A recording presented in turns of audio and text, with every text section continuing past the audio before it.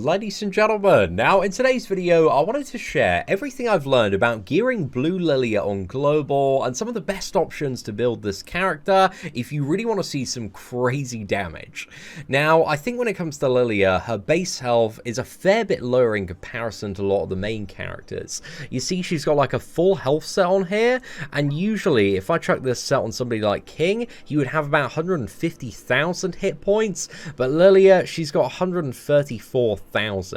Blue Demon Meliodas, this man's got an attack set, he's like 6k less in comparison, so she's a little bit more squishy than some of the main cast characters, so I definitely recommend health set, because if you go for an attack set, man, she's just going to die so easily and so consistently to Escanor on turn 1. So it's something you need to be very, very careful of if you do go the route of building her an attack set. She's going to be so squishy. So yeah, I definitely go for a health set in comparison. But I think some of the main debate around Lilia is like, what do you roll on the bracelet and also the ring? Now, I think if you're running a bursty composition alongside Blue Demon Meliodas and then either Howzer or Escanor at the moment, you 100% want to go down the route of trying to get full pierce rate rolls on both the ring and also the bracelet. Because Lilia's passive ability, her unique ability, allows her to increase other allies' pierce rate by 50% of Lilia's pierce rate at the start of the battle,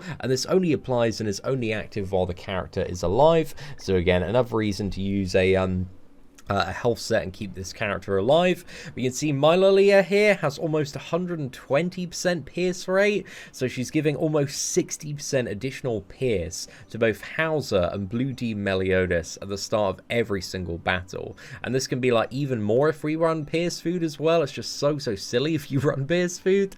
But yeah, this is crazy. It's like putting like 2 more additional pieces of equipment on both of the characters, and they're already like really good. But yeah, the pierce rate gear and substat rolls essentially gives you like 1 additional piece of equipment on both Blue Demon Meliodas and Howzer. Really good if you're looking for that strategy where you're ending PvP matches in like 1 or 2 turns and just kind of improving the efficiency of your farming as well. It really is crazy. However, if you are going for a bit more of a control style approach in PvP, there are kind of 4 different pros for building this character with attack. Because the character herself, Lilia, all of her stuff scales with attack and doesn't really scale that well with pierce. Again, the main functionality of pierce is to buff the other units to make them crazy and end the fight in a couple of turns.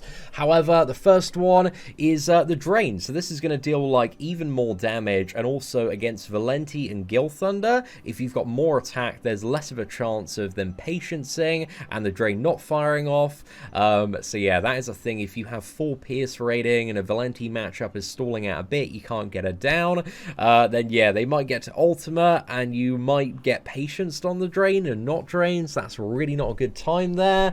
Again, Valenti matchups can be a little bit tricky with Lilia pierce teams. And the second one is you get more value off the healing if you go for attack rolls. So yeah, this can be great in control matchups to really beef up your ability to survive there, because all of this heal is based off attack and also removes debuffs as well. The third one is it's going to increase the damage of your ultimate. Again, ultimate damage is linked to your attack and massively scales up with your attack. So if you've got that 6/6 Lilia, you want to see the bigger numbers in control-based matchups, then that might be the one to go for. And then finally, you get a bit more CC if you have attack. So in a meta that maybe dictates going first, then yeah, that might be a little bit more useful if you are going for a more control style approach. However, with the way that the meta currently stands, again, like you got Howzer, Blue Demon Meliodas, Escanor, there's so much damage. If you're not facing somebody that is Valenti, then you're just going to roll over the team. If you got full pierce rolls like in Eternal 2, it's just really crazy. Like, to show you how this team feels outside of PvP as well, it's just honestly one of the most broken, stupid things I've ever played about with. Like, this team is mad for farming stuff, man, and just getting stuff done very quickly. So just to go into what is it, the hardest boss battle in the game at the moment, just, you know, the daily ones in order to trigger the death matches here. So we got Lilia, Blue Demon Meliodas, and Howzer, and I'll give you a little bit of a taste of You know, just how ridiculous she makes both of these characters, like, even outside of PvP. It's my favorite team for auto farming at the moment, because if, like, Howzer or Blue Demon Meliodas, they hit, like, one Pierce card, man, then it's just game over for the majority of stages. But here you can see we're going to go for 2 Pierce cards and also the Lilia Dab as well. Yeah, everything just melts. Almost 200k on that one, and we managed to get 173k there. So yeah, that's the hardest boss battle, just sorted in 2 cards. We got the, what is it, the Dreyfus coming down here. So let's mash this guy out, and another couple of cards as well. I think that hopefully should be enough. We do have the disadvantage here.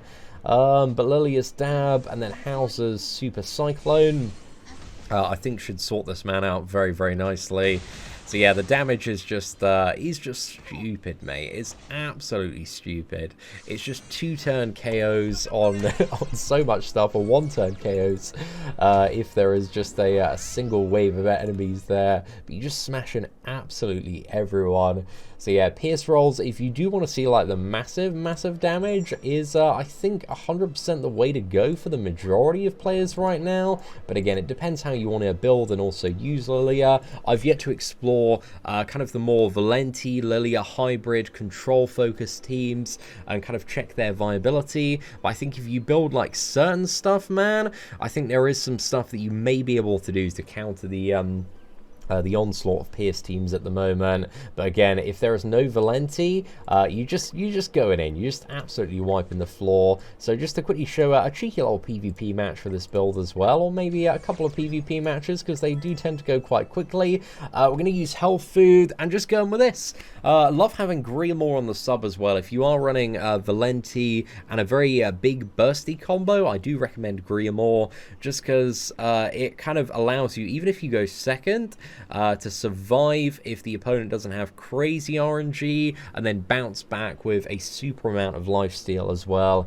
So yeah, Griamore seems to be probably one of the top sub options, because it's not really about ult rushing, it's about what is it, killing your opponent before they kill you. However, we're going second here.